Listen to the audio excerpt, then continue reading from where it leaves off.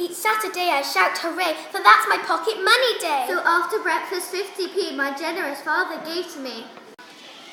Like lightning down the road I ran until I reached the sweet shop man. And bought the chocolates of my dreams, a great big bag of raspberry creams.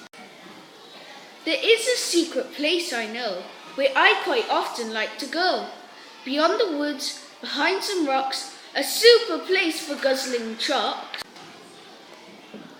When I arrived, I quickly found a comfy-looking little mound, quite clean and round and earthly brown. Just right, I thought, for sitting down. Here I will sit all morning long and eat until my chops are gone. I sat, I screamed, I jumped a foot. Would you believe that I had put that tender little rump of mine upon a giant porcupine?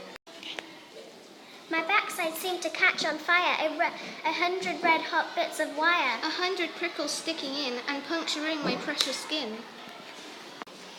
I ran home. I shouted, "Mum, behold the prickles in my bum."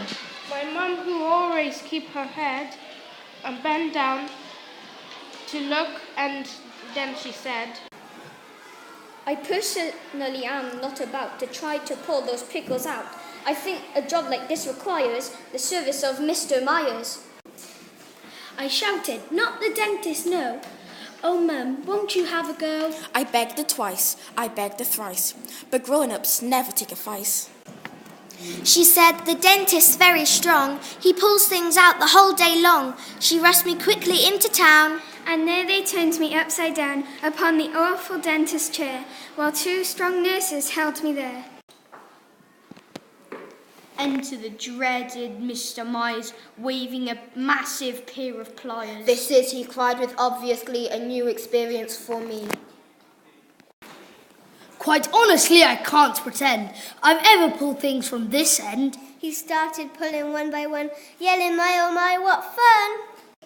I shouted, "Help!" I shouted, "Ow!" He said, "It's nearly over now." For heaven's sake, don't squirm about. Here goes, the last one's coming out. The dentist pulled and out it came. And then I heard the man exclaim, Let us now talk about the fees. That'll be 50 guineas, please. My mother is a gutsy bird and never one to mince a word. She cried, "By gosh, that's jolly steep." He said, "No, it's very cheap." My dear lady, don't you see that if it hadn't been for me, this child would have gone another year with prickles sticking in her rear. So that was that. Oh, what a day, and what a fuss. But by the way, I think I know why porcupines surround themselves with prickly spines. It is to stop some silly clown from squashing them by sitting down. Don't copy me, don't be a twit, be sure to look before you sit.